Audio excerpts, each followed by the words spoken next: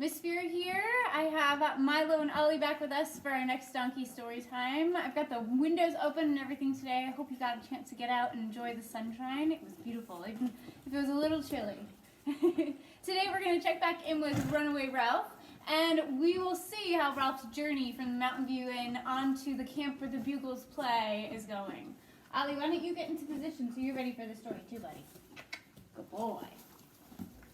We left off with, so long, brothers, sisters, cousins. So long, Uncle Lester. So long, Matt. Ralph was on his way. Motorcycle noise, please.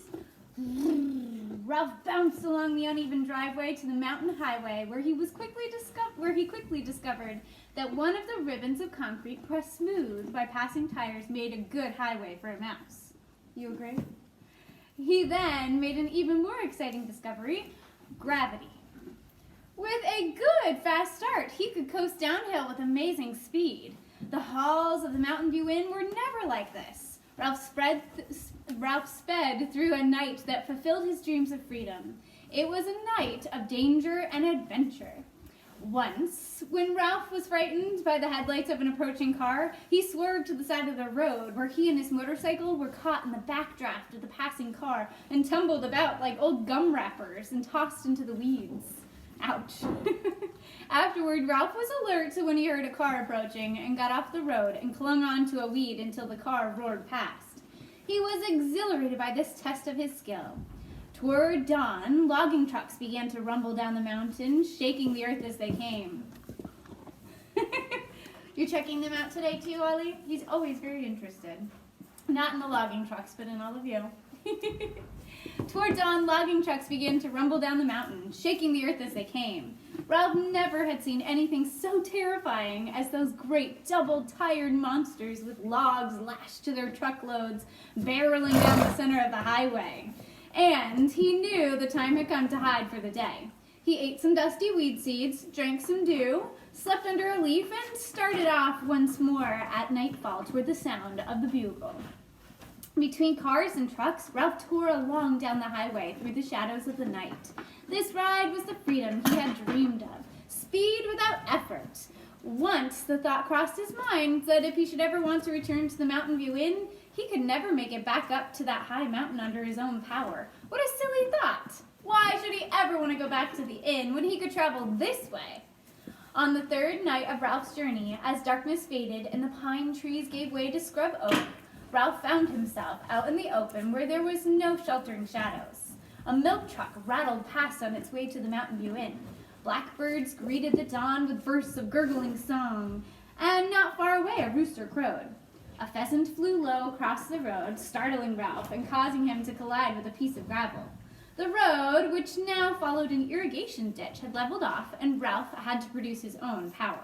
You ready, Milo? Motorcycle noise, please. As Ralph putted along on his motorcycle, daylight made him uneasy. We know mice are not supposed to be out in the daytime, after all. He was looking for a place to hide when the notes of the bugle, so close he felt as if they might shatter him, burst forth into the lively morning tune. You agree? Are you playing? So you may have missed. He was just grabbing his bucket and tossing it along. You want to play the bugle too, Ollie? Everybody's playing the bugle. Before the notes died away, laughter and shouts filled the air. Medium-sized boys and girls. Do you see them, Milo? Medium-sized boys and girls? There's some there, too. Peanut butter and jelly sandwiches? Ralph had reached his destination. Ralph wished old Matt could see him as he rode off down the road and bounced onto a gravel lane that crossed a small bridge over the irrigation ditch. Ahead lay a number of low, weathered buildings surrounded by lawn and shaded by walnut trees. Boys and girls were washing their faces in wash basins set on the benches. A big brown dog, barking furiously, came bounding toward Ralph, who stopped, frozen with terror. The dog stopped too, so suddenly he nearly sat down on the gravel. He recovered himself and approached, snuffling with his wet black nose. Ralph sat with his paws clutching the handle grips in fear while the horrible black nose sniffed him.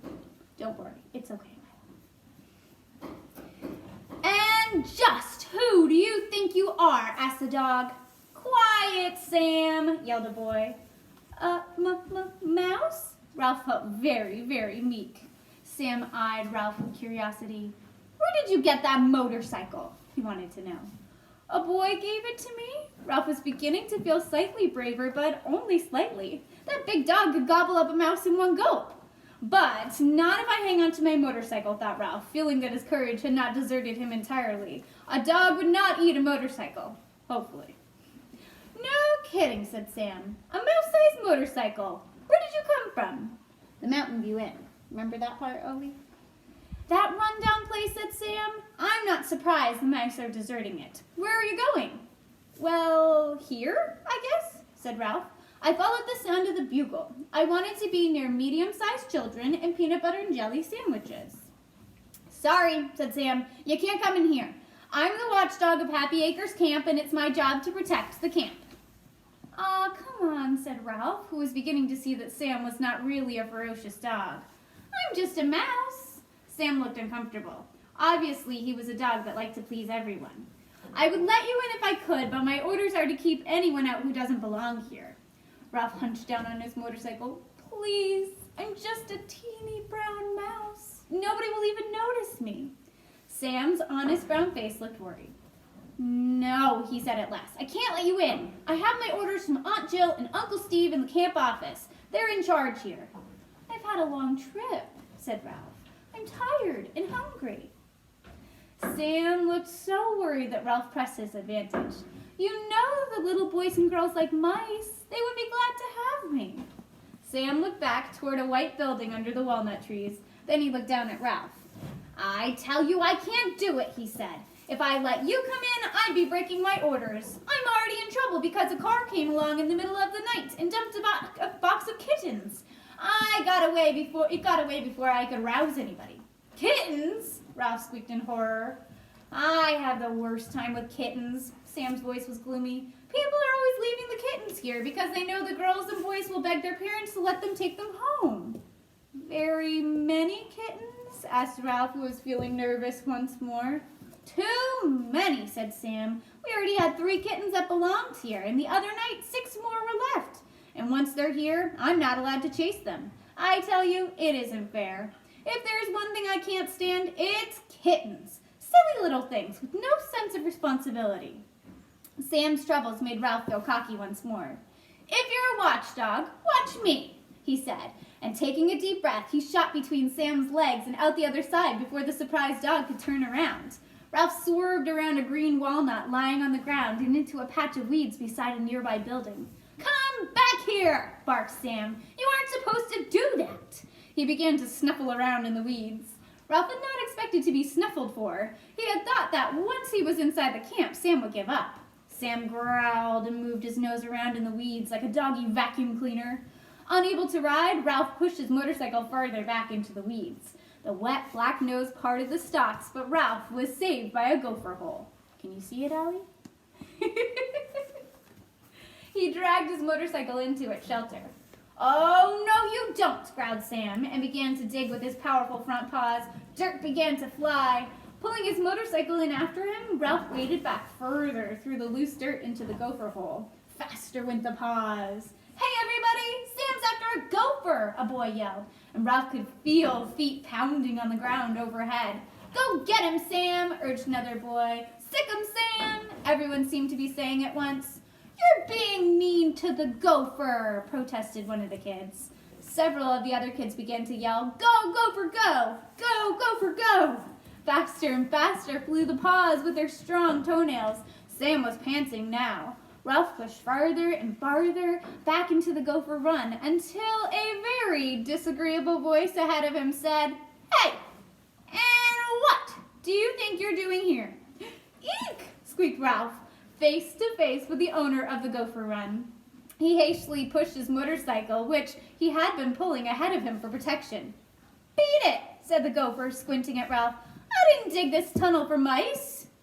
The digging paws were coming closer. Attaboy, Sam, shouted some of the boys. Go, gopher, go, shouted some of the girls. Even the gopher looked uneasy. Please, pleaded Ralph, save me from that beast. The gopher was more interested in saving himself. Already he was beginning to move farther down the run. You can stay until that dog stops digging, and no longer, he said, and fled off into the network of the tunnels. Not far away, a bell clanged. Breakfast! Chow time! Yelled the boys and girls, and the feet that went pounding off in the direction of the bell shook the ground overhead. The paws stopped churning, but overhead Ralph could hear the sound of panting. Sam poked his fearsome snout into the gopher hole for one last sniff before he too trotted off for breakfast. Phew! Gasped Ralph, leaning against his motorcycle. He had pictured camp as a place where boys would bring him peanut butter and jelly sandwiches, not this dark and dusty tunnel inhabited by a grouchy gopher. That brings us to the end of chapter 2, and I'm going to leave us there for today. Keep up the great work in our Google Classroom, and we'll talk more soon. Bye, friends.